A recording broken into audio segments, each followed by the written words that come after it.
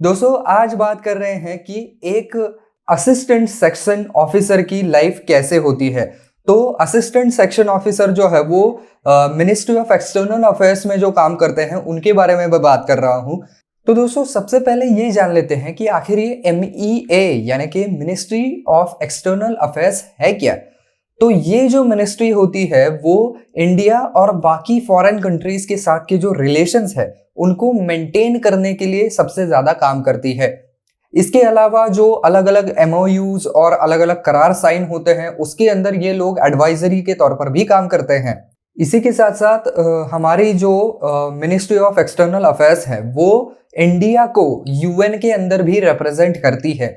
तो काफी ज्यादा इम्पोर्टेंट ये मिनिस्ट्री होती है। इसके अंदर काम मिल पाना यानी कि इसके अंदर जॉब मिल पाना भी काफी कठिन होता है, लेकिन एक बार अगर इसके अंदर आपको जॉब मिल गया तो काफी बढ़िया यहाँ पर जो है वो आपको बेनिफिट्स और पर्क्स यहाँ पर मिल सकते हैं।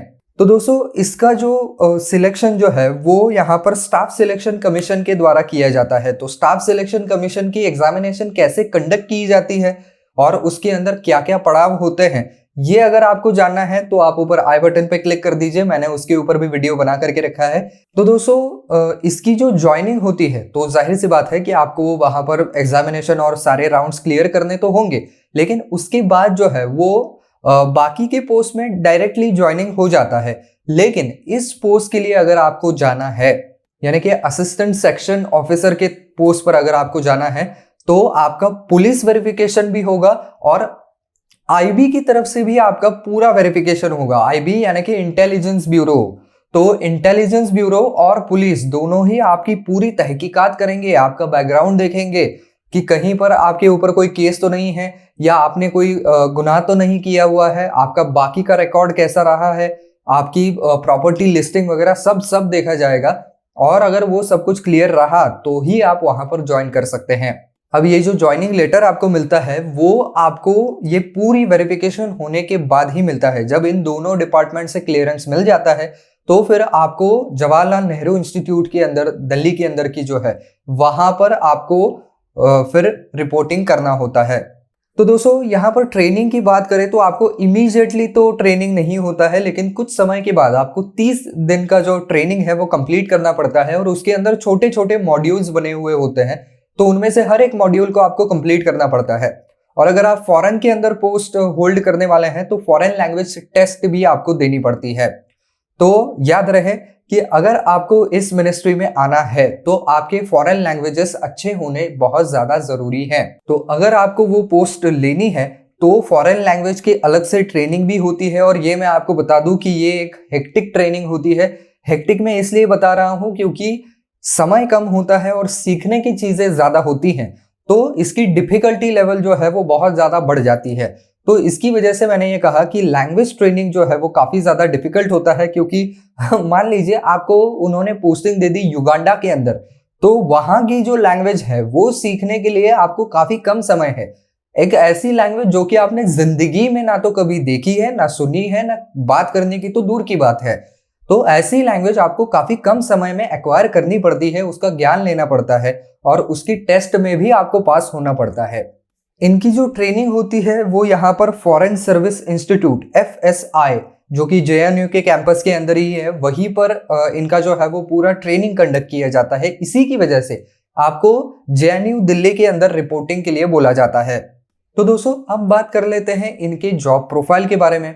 तो इनका मेजर काम ये होता है कि जो IFS ऑफिसर होते हैं उनको असिस्ट करना, सारी चीजों का फाइलिंग करना और यहाँ पर नोटिंग और ड्राफ्टिंग भी करना पड़ता है उस कम्युनिकेशन का जो कि इंडियन हेडक्वार्टर के साथ उनका होता है। तो उनका हर एक कम्युनिकेशन जो है IFS ऑफिसर्स का हर एक कम्युनिकेशन इंडियन हेडक्वार्टर्स के साथ हुआ बिल्कुल वर्ड टू वर्ड डॉक्यूमेंटेड होता है।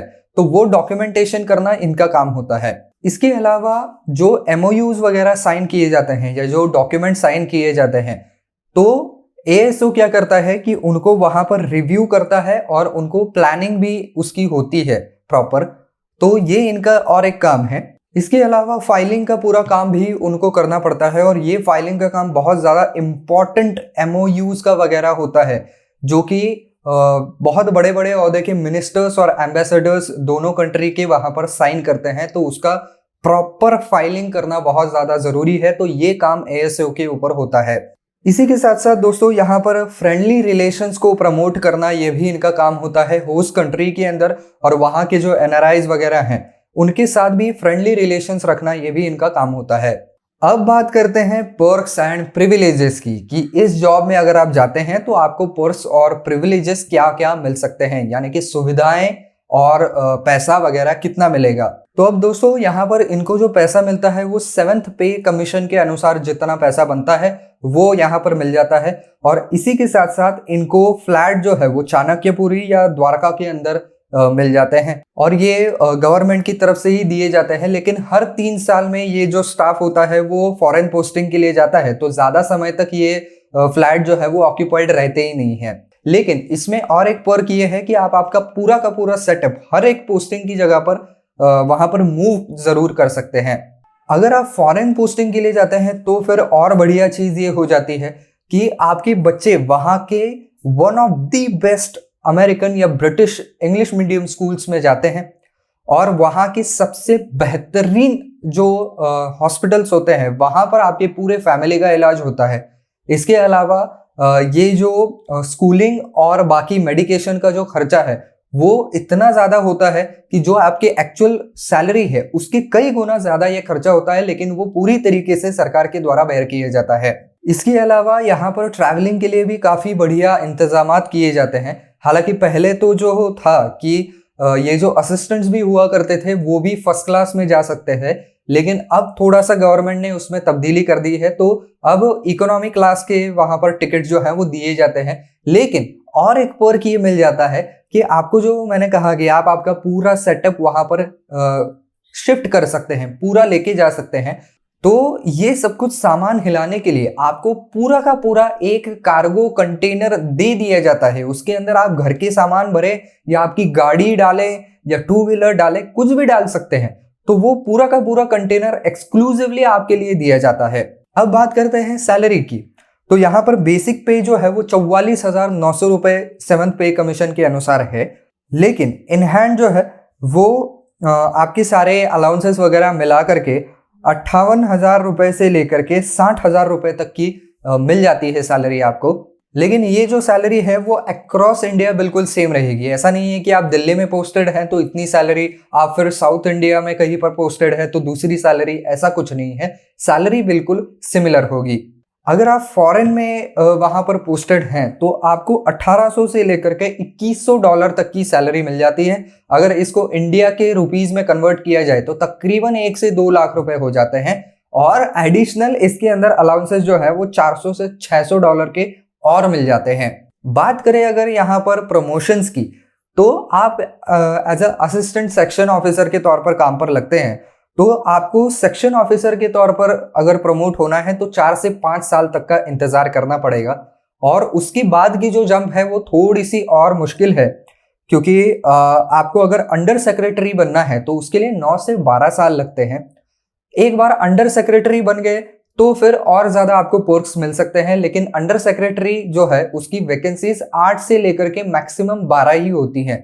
अंडर सेक्रेटरी के बाद आपको जो है वो डेप्यूटी सेक्रेटरी बनने का चांस है, और डेप्यूटी सेक्रेटरी बनने के बाद आप डायरेक्टर भी बन सकते हैं। अब बात करते हैं वहां पर ट्रांसफर्स और पोस्टिंग की। तो जैसा कि मैंने पहले कहा कि हर 3 साल में इनकी एक फॉरेन पोस्टिंग तो होती ही होती है। तो अब इनको क्या किया जाता है कि 60 डेस्टिनेशन दी जाती है, और उनमें से कम 5 से 10 तक जो है वो उनको डेस्टिनेशन चूज करनी पड़ती है। तो उन्हीं डेस्टिनेशंस में जो है वो उनको पोस्टिंग दी जाती है।